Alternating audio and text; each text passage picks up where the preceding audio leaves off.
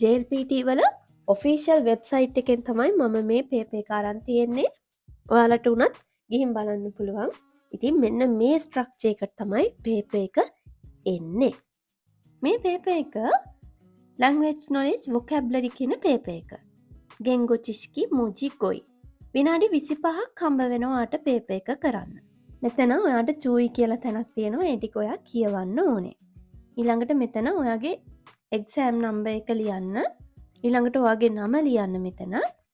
මේ ඉරි ඇඳලා තියෙන වචනය හිරගන වලින් කොහොමද ලියන්නේ කියලා තමයි මේ අහන්නේ. කසෙන්න කොතබව හිරගනදේ දෝ කකිමස්කා කියලා තමයි මේ අහන්නේ. මෙතන රේ එකක් දීලා තියෙනවා. ඒ කියන්නේ උදාහරණයක්. මේ තියෙන්නේ කන්ජියක් දීලා තියෙනවා. ඒ කන්ජිය එයාලා ඉරි ඇඳලා තියෙනවා. ඒ ඉරි ඇඳපු එක කොහොමද ලියන්නේ කියලා තමයි අහන්නේ. දෝ කකිමස්කා කොහොමද ලියන්නේ කියලා තමයි අහන්නේ. ඒක හිරගන වලින් තමයි උත්තර ටික තියෙන්නේ. එතනින් තෝරන්න ඕනේ. මේක කියවන්නේ අමෙ කියලා. අස්තවා අමෙ දෙස්කා. මේවා ඉතින් දැනගෙන ඉන්න ඕනේ කන්ජි. මෙතන කයිතෙ කුදසයි. ඊළඟට නකනි අරිමස්. ඊළඟට මේක කයෝබි. නේ? කිරේන සොරනේ. ඊළඟට තවත් ප්‍රශ්න කිහිපයක් තියෙනවා. මේකෙදි ප්‍රශ්න 12ක් විතර එන්න පුළුවන් සාමාන්‍යයෙන්. පහසු කන්ජි අකුරක නිවැරදි හිරගන ශබ්දය තමයි තෝරන්න තියෙන්නේ.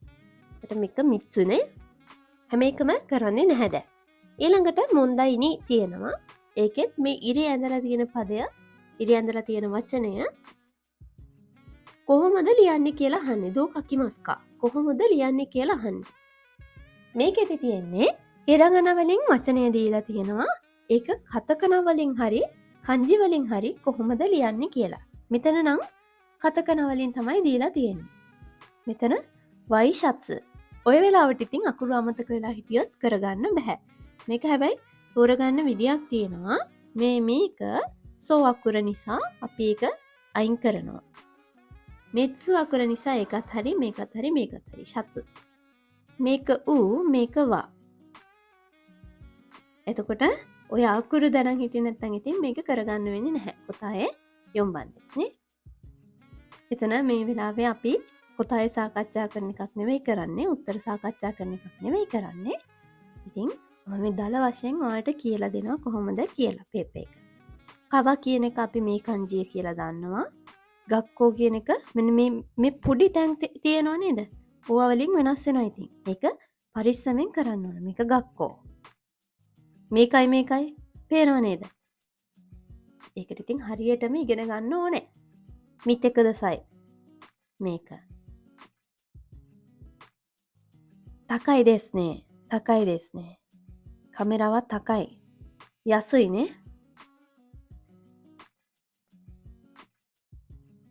ඊළඟට කයිෂා. කයිෂා කියන වචනේ සෑහෙන්න වෙලාවකට එනවා. ඒක නිසා ඒක පොඩ්ඩක් බලාගන්න. මේක කයිෂා නෙවෙයි මේක කෝ එන්නෝ කෝ. කොමුයින් කියද්දිහම මෙන්න මේ අකුර තමයි. පබ්ලික් කියන. පබ්ලික් නේ. ඊළඟට කයිෂා. මේකද නේ. ඊළඟ තුන්වෙනි ප්‍රශ්නය කක්කෝනි නනීගා හයිරිමස්කා. මේ වරහනට මොකක්ද දෙන්නේ? හයිරිමස්කා කියන්නේ මොකක්ද එන්නේ කියන එක. මේ කන්ජය තමයි. මොකක්ද එන්නේ කියන එක තමයි තෝරන්න තියෙන්නේ. මෙතන කියවලා හරියට හොයන්න තියෙන්නේ මෙතන.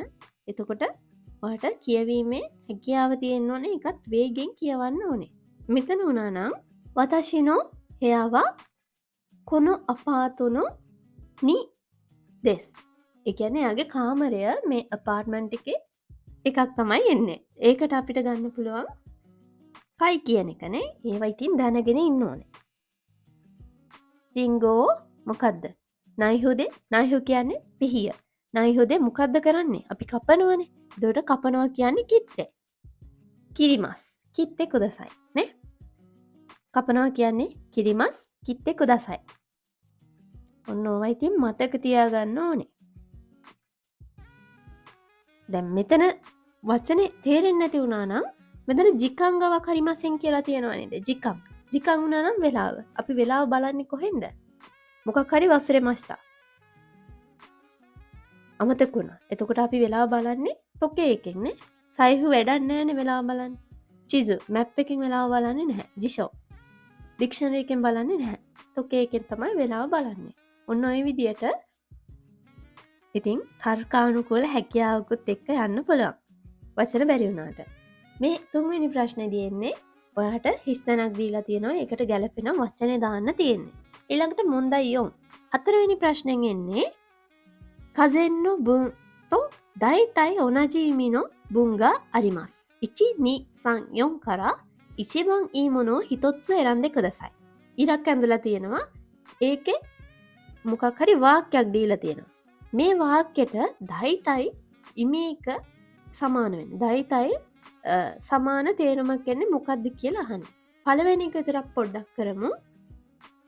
これは両親の写真です。これは祖父と祖母の写真です。両親කියන්නේ මොකක්ද කියන එක එතනදී දැනගන්න ඕනේ.両親කියන්නේ කවුද?両親. දෙමව්පියෝනේ. එතකොට මෙතන これはකියලා තමයි තියෙන්නේ ඔක්කොම. 同じ. එතකොට 祖父と祖母කියන්නේ ආච්චි සීයා. අනිと弟කියන්නේ අයියයි මල්ලි. අනේと妹කියන්නේ අක්කයි නංගි. චිචිと母කියන්නේ මමයි පපයි. එතකොට අපිට නී ගන්න පුළුවන් කතාව විදියට. ඔන්න ඔහොම තමයි අපිට පේපෙක් කරන්න වෙන්නේ. අපිට මුකුත් බලන්න ඕනේ මෙන්න මේ මැද්ද වචනේ බැලුවනම් හහ චිචි ආරියෝෂි ගාලා විභාගෙට කොටය දාන්න පුළුවන්. හැබැයි විභාගයක් නිසා තව පොඩ්ඩක් බලන්න. ඔක්කොම කියවන්න. කොරවා චිචිතෝ අහනෝ ශෂින් දෙස් කියන එක කියවන්න. ඊළඟට මෙතන පොඩ්ඩක් අපි ආයෙ බලමු. කොනෝ දාන්සුවා යසෂී දෙස්. කොනෝ දාන්සුවා යසෂී දෙස් කියලා තියෙනවා. මෙතන ඔක්කොම කොනෝ කියලා තියෙනවා. දාන්සුවා. ඔනජි. කාන්තන් දෙස්. තයිහෙන් දෙස්. තනොෂී දෙස්. සුමන්නයි දෙස්. සුමන්නයි කියන්නේ කම්මැලි වගේ එකක්. එතකොට තයිහෙන් කියන්නේ අර අමාරුයි වගේ. යසෂී කියන්නේ නිකන් හරි අපිට නිකන් යසෂී කියන එකට කරුණාවන්තයිම ගන්න බෑ. යසෂී නිහොංග කිව්වහම කරුණාවන්ත නිහොංග නෙවෙයි. අර අපිට පැහැදිලි වකරියාසු නිහොංග කියන එක. කියන්නේ කාන්තන් කියන එකනේ. ඒතර කොටය කාන්තන්. තනොෂීවා චොත්තු චිගවුනේ.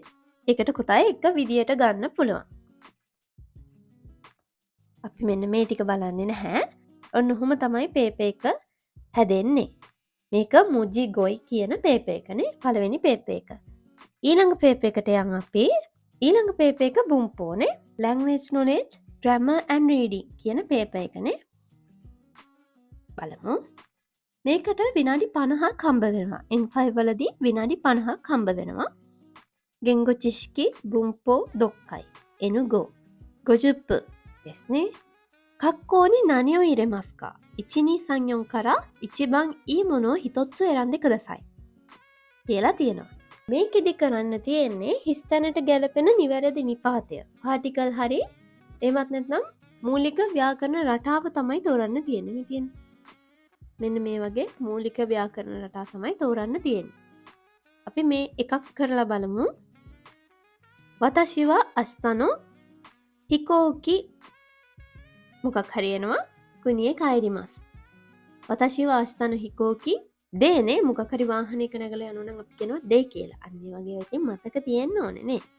ඊළඟට සෙන්ෂෝ දෙපාතු දෙ කබන් මොකක් හරි එකක් කුත්සු නදෝ ඕ කයිමස්තා. මෙතන කුත්සු නදෝ කියන එක තියෙනනේ නදෝ. කුත්සු නදෝ නදෝ නදෝ කියන එක තියෙන නිසා අපිට යා කියන එක ගන්න පුළුවන් නේ. සෙන්ෂෝ දෙපාතු දෙ කබන් යා කුත්සු නදෝ කයිමස්තා. මේවා සමහරක් විට විභාගෙට එන්න පුළුවන්. නදෝ කියන එක එහෙම එන්න පුළුවන්. මේ වාක්‍ය මෙහෙම මේනවා කියන්න බෑ. වතශිව මයි අසා 7 時頃家出ます。家を出ます。家を出ます。家を出ます。කියන එක මතක තියාගන්න.家で出ますකියන්නේ නැහැ.家と出ます。家と出ますකියනවා නම් ගෙදරත් එක්ක ඔයා එළියට යනවා කියලා තමයි කියන්නේ. ඒකට ගෙදරට ඔයාගේ ගෙදරට පණ තියෙනවා. පණ තියෙන්නේ නැහැනේ. ඒතර家を出ます. ඒක එහෙමම මතක තියාගන්න.家を出ます. ජපානයට ආවත් ඔයාට ඒක ප්‍රයෝජනවත් වෙනවා. කෙසයියෝ දෙතතොකි කියලා වගේ කියද්දි ප්‍රයෝජනවත් වෙනවා. අපි ඔතනින් ඕක නවත්තනවා. ඊළඟට මෙන්න මේ වගේ එකක් කරලා බලමු අපි. සෙන්ෂු හජිමෙතේ ස්කීයෝ shimasita. ස්කී කියන්නේ අර අපි හිම ක්‍රීඩාවක් තියෙන ස්කී කියලා. අන්න ඒක. සුකී ඕ shimasita. සෙන්ෂු හජිමෙතේ සුකී ඕ shimasita. සෝ දෙස්ුか? නනි නනි? でしたか? とても楽しかったです. කියලා මෙයා කියන කොටයි විදියට. මේ වගේ දෙබසක් කරද්දී උඩ විතරක් බලන්න එපා. උඩයි යටයි බලන්න. අන්තිම දෙබසත් බලන්න. ඒ බැලුවා B විතරක් බලන්න එපා. ආයෙම ඒත් බලන්න. ඒ බලලා කොටය හොයන්න. ගොඩක් වෙලාවට මෙන්න මේ අන්තිම එකට අනුව කොටය වෙනස් වෙනවා. අනිත් එක මේ වගේ වලදී මෙතන නැහැ අතීත කාලෙද වර්තමාන කාලෙද කියන එකත් හොයලා බලන්න. මේකෙදි නම් එහෙම නැහැ. හැබැයි කොහොම ඒද කියන එක කියන්න බෑ. දැන් මේකට උත්තරේ හොයමු බලන්න. සෝ දෙස්ුか? මෙතන මෙයා කියන තනොෂ්කත්ත. එහෙනම් එයා මොන වගේද කියන එක තමයි නේ කියන්නේ. දොචිරා කියන්නේ කොහෙද කියන එක. දොනාතා කියන්නේ කවුරු හරි කෙනෙක් ගැන. ඊළඟට ඉකගා කියන්නේ කොහොමද කියන එක. ඉකගා දේශෝකා වගේ ජපනිස් වලදී අපි පාවිච්චි කරනවා. කොරෙවා ඉකගා දෙස්ුか? කොහොමද කියන එක තමයි මේකෙන් අහන්නේ. ඉකගා දෙස්තකා කොහොම වුණාද? තොතෙම තනුෂ්කත්තා දෙස්. ආයි කියවලා බලමු. සෙන්ෂු හජිමෙතේ ස්කීයෝ shimasita. そうですか? いかがでしたか? とても楽しかったです. එහෙනම් කොටයේ දෙක නේ. ආයෙම මෙන්න මේක කියලා දෙන්නම්. ශිකා කියලා තියෙනවා නම් මොකක් හරි වාක්‍යයක ශිකා කියලා තියෙනවා නම් අන්තිමට මසෙන් කියන එක තමයි එන්නේ. ශිකා නයි මේක මසෙන් නයි නැත කියන එක තමයි එන්නේ. ඕක මතක තියාගන්න. අකුරු චුට්ටක් ඇත වුණා. ශිකා නයි නැහැ. නැහැ කියන අර්ථය තමයි එන්නේ. වඩා නැහැ වගේ එකක් තමයි තියෙන්නේ. මට පෙන්සල් එකකට වඩා නැහැ. උන්නෝක මම මේ වෙලාවේ වලට ප්‍රසන්ට් එකක් විදියට කියලා දෙනවා. වඩා නැහැ. මෙතන පිලෙසන් එකක් නෙවෙයි කරන්නේ. ඒක නිසා වැඩිය කතා කරන්න බෑ. අමේ තියෙන්නේ. මෙන්න මේකෙදී shimas කියලා තියෙනව නේද? මම කිව්වේ මෙන්න මේ වගේවා. shimas කියලා තියෙන නිසා එක උත්තරේ කොහොමද එන්න ඕනේ? අතීත කාලෙන්ද වර්තමාන කාලෙන්ද කියන එක බලන්න ඕනේ. මෙතන බලන්න අතීත වර්තමාන. මේක දැන් මම කරන්නේ නැහැ. ඔයාලට කරන්න පුළුවන් මේ ප්‍රශ්නේ දැන් ගෙදර ඉඳගෙන. ඊළඟට මේ දෙවනි ප්‍රශ්නේ තියෙනවා මෙන්න මේ ස්ටාර් එකක් දීලා එතනට එන උත්තරය මොකක්ද කියලා. එතකොට අපිට මේක මුල ඉඳන් අන්තිම වෙනකන් හදන්න වෙනවනේ. මෙන්න මේ වගේ තමයි එන්නේ. මේ විදියට දීලා මේක පිළිවෙලට අපි හදලා ස්ටාර් එකට විතරක් ගැලපෙන පිළිතුර. එතකොට අපිට වරද්දවන්න නැතුව ඒක හරියට බලන්න වෙනවා. මේක කරද්දි මෙන්න මෙහෙම කරලා බලන්න. ඒක ලේසි කියලා මම හිතනවා. හැබැයි එක එක්කෙනාට අනුව මේක කරන විදිය වෙනස් වෙනවා. ටැක්සිනෝ නකදේ. ඒ කියන්නේ ටැක්සි එකක් ඇතුලේදී මෙන්න මේ කයිවා එක වෙනවා. සුමිමාසෙන් සුගිනෝ මගත්තේ කදසයි. හයි වකරිමාෂ්ටා කියලා කියනවා. අපි නිකන් දාලා බලමු. ශිංගෝ ඕ. සාමාන්‍යයෙන් එහෙමනේ කියන්නේ. ශිංගෝ මිගිනි මගත්තේ කදසයි වගේනේ. අපි එහෙම දාලා බලමු. ශිංගෝ ඕ මිගි නී. ඔය විදිහට අංක ටික දාගෙන යන්න. සුමිමාසෙන් සුගිනෝ ශිංගෝ ඕ මිගිනි මගත්තේ කදසයි. අත්තර හරි ඒක ගැලපෙනවා. එතකොට කොටය 4 වෙනවා. තුන්වෙනි ප්‍රශ්නේ එනවා 22 ඉඳන් 26 වෙනකම් මොකක්ද එන උත්තරේ කියලා. බුම්පෝනෝ ඉමියෝ කංගායතේ 123 から一番いいものを一つ選んでくださいකියලා තියෙනවා. කෙටි ඡේදයක ඇති හිස් තැන් වලට ගැලපෙන ව්‍යාකරණ පද තෝරන්න තමයි තියෙන්නේ. මේ වගේ කෙටි ඡේදයක් දීලා තියෙනවා. මෙතන ව්‍යාකරණයක් එනවා මොකක් හරි. උත්තර ටික බලමු. මේ තියෙන්නේ දකරා දෙමු ඉත්සුමු මොත්තෝ ඔන්න ඔය වගේ වෙනවා. ඒකෙන් හරියට හොයලා බලන්න තියෙන්නේ. ඉතින් කියවන්න වෙනවා. මම මෙතන මේක කරන්නේ නැහැ මේ වෙලාවේ. බුම්පෝ දොක්කයි එකට එන්නේ. මේකෙදි තියෙන්නේ කෙටි ඡේද. වචන 80ක විතර කෙටි ඡේද තියෙනවා. ඒවලට ඒවා කියවලා උත්තර ලියන්න තියෙන්නේ. මේක අපි නිකන් කරලා බලමු. වතාශි වා මයියාස ගොහන් තෝ නත්තෝ ka pan to tamagoを食べて学校へ行きます。でも今朝は何も食べませんでした。バナナを学校へ持って行きました。起きた時間が遅くなったからです。කියලා තියෙනවා. මෙතනからですකියලා එකක් තියෙනවා. ඒක චුට්ටක් මම මාක් කරගන්න. 今朝、私は学校へ行く前に何を食べましたか? මොනවාද කෑවේ කියලා අහනවා. 今朝කියන එක මතක තියාගන්න. 今朝. මෙතන කියනවා දෙමු. එයා සාමාන්‍යයෙන් මෙන්න මේ ටික කනවලු. බතුයි නත්තොයි කනවලු නැත්නම් පානුයි තමගොයි කනවලු. දෙමු කියන එක ටර්නින් පොයින්ට් එකක්. දෙමු කෙසවා බලන්න කෙසවා කෙසා වා නනිමෝ තබෙමසෙන් දෙස්තා. එහෙනම් කෙසාの話ここでは出てるよね. 1. ご飯と納豆を食べました. ඒක යා සාමාන්‍යයෙන් හැම උදේම කන දෙයක්. හැබැයි අද උදේ කාලා නැහැ කියලා තියෙනවා. ඒක වැරදි. パンと卵を食べました. ඒකත් එහෙමයි. 何も食べませんでした. 答え3.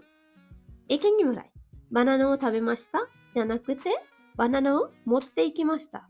学校へ持って行きましたね. එතකොට答え 3 වෙනවා. මේ වගේ ප්‍රශ්න කරද්දී මුලින්ම ප්‍රශ්න කියවන්න. කියවලා ප්‍රශ්නේ තියෙන අවබෝධ කරගෙන ඒක මෙතනින් හොයන්න. එතකොට ඒ කතාව එනවා. ආපුහම එතනින් තෝරලා කෙලින්ම උත්තරේ ගන්න පුළුවන්. මුළු ඡේදෙම කියව ඉන්න වෙලාවක් නැහැ මේ විභාගෙදී. ඔන්න ඔය විදිහට තමයි තියෙන්නේ. ඔය කෙටි ඡේද. ඊළඟ මුන්දයි ගෝ එකේදී තියෙනවා. ඒකේ තියෙන්නේ කලින් විදිහටම තමයි. හැබැයි මේකෙදි තියෙන්නේ මධ්‍යම ඡේද. වචන 250ක විතර ඡේදයක් තියෙනවා. දෛතයි ප්‍රධාන අදහස් තමයි තෝරන්න තියෙන්නේ. ඊළඟ ප්‍රශ්නේදී තියෙන්නේ තොරතුරු සෙවීම කියන එක.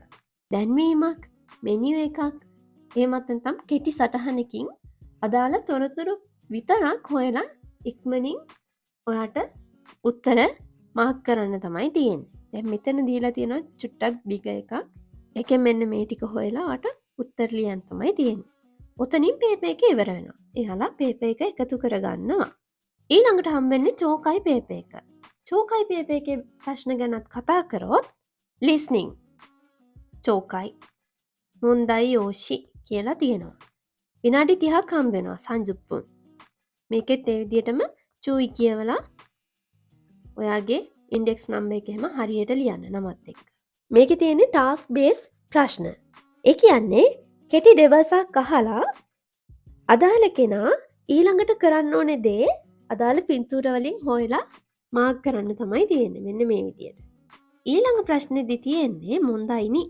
ප්‍රධාන කරුණ කී පොයින්ට් එක හොයන්න තමයි තියෙන්නේ. ප්‍රශ්නය මුලින්ම අහනවා. මෙන්න මේක තමයි කියන්නේ කියලා. ඊට පස්සේ දෙබසට සවන් දෙන්න ඕනේ. දෙබසට සවන් දීලා අවශ්‍ය කරුණ විතරක් ඔයාලට හොයාගන්න තියෙනවා. මේ වෙලාවේ ප්‍රශ්න අහන්න තරම් වෙලාවක් නැති නිසා අපි මේක කරන්නේ නැහැ. සමහරක් වෙලාවට මේ වලින් එකක්ම එන්නත් පුළුවන්. එහෙම කියන්න බෑ. ඊළඟ ප්‍රශ්න ටික වාචික ප්‍රශ්න. ඒ කියන්නේ මොකක් හරි පින්තූරයක් දීලා තියෙනවා. යජිරුෂි. යජිරුෂි කියන්නේ මෙන්න මේ ඊතලයේ කියන එකට. ඒක මතක තියාගන්න. ඒකේ ඊතලයෙන් පෙන්වලා තියෙන කෙනා ඊළඟට මොකද්ද කියන්නේ කියලා. උදාහරණයක් විදිහට මෙයාට මේ වේට්‍රස්ට කතා කරන්න ඕනේ. කතා කරද්දී එයා කොහොමද කතා කරන්නේ කියලා අහනවා.